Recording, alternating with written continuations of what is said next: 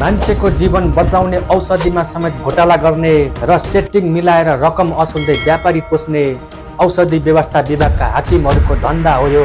भक्त हेर्दा शालीन र भद्र देखिने यिनले भित्रभित्रै भने भयानक धन्दा चलाउँदै आएको महालेखाको प्रतिवेदनले समेत देखाएको छ।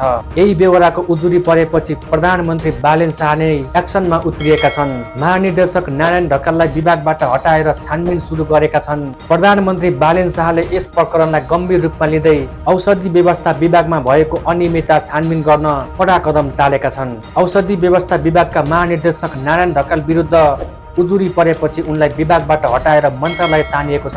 स्वास्थ्य तथा जनसङ्ख्या मन्त्री निशा मेहताले मन्त्री स्तरीय निर्णय गर्दै ढकाललाई तत्काल मन्त्रालयमा हाजिर हुन निर्देशन दिएकी हुन्। स्रोतका अनुसार प्रधानमन्त्री तथा मन्त्री परिषदको कार्यालयले स्वास्थ्य सचिव डाक्टर विकास देवकोटालाई 7 दिनभित्र विस्तृत छानबिन गरेर प्रतिवेदन पेश गर्न निर्देशन दिएका छन्। यो प्रकरण केवल सामान्य प्रशासनिक कमजोरी नभई ठूलो आर्थिक चलखेलसँग जोडिएको आशंका गरिएको छ। महालेखाको प्रतिवेदनले समेत औषधिको मूल्य निर्धारणमा गम्भीर अनियमितता भएको संकेत गरेको छ। छानबिनका क्रममा पत्ता लागेको प्रारम्भिक विवरण अनुसार महानिर्देशकको आधिकारिक क्षेत्रभन्दा बाहिर गएर 52 भन्दा बढी ब्रान्डका औषधिको मूल्य वृद्धि गरिएको छ। 2078 सालमा मात्रै 7 विदेशी कम्पनीका औषधिमा 26.8% देखि 89% सम्म मूल्य बढाएको तथ्य सार्वजनिक भएको छ। यस्तै आर्थिक वर्ष 2076-77 मा 1190 वटा औषधि ब्रान्ड नवीकरण गर्दा कम्तीमा 8 वटा औषधिमा करिब 34% सम्म मूल्य वृद्धि गरिएको देखिएको छ।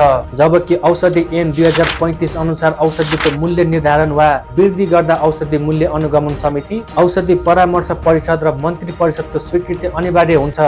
तर यी सबै कानुनी प्रक्रिया व्यवस्था गर्दै मनपरी ढङ्गले मूल्य वृद्धि गरिएको आरोप लागेको छ। यसले सिधै सर्वसाधारणको जीवनमा असर परेको छ।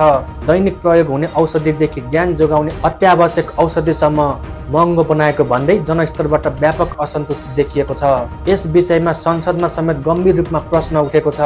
प्रतिनिधि सभाको बैठकमा सांसद राजीव खत्रीले औषधिको मूल्य कृत्रिम रूपमा बढाएको भन्दै यसमा ठूलो आर्थिक चलखेल भएको आरोप लगाएका थिए। औषधि जस्तो संवेदनशील र अत्यावश्यक वस्तुको लुटमा छुट दिएको छ।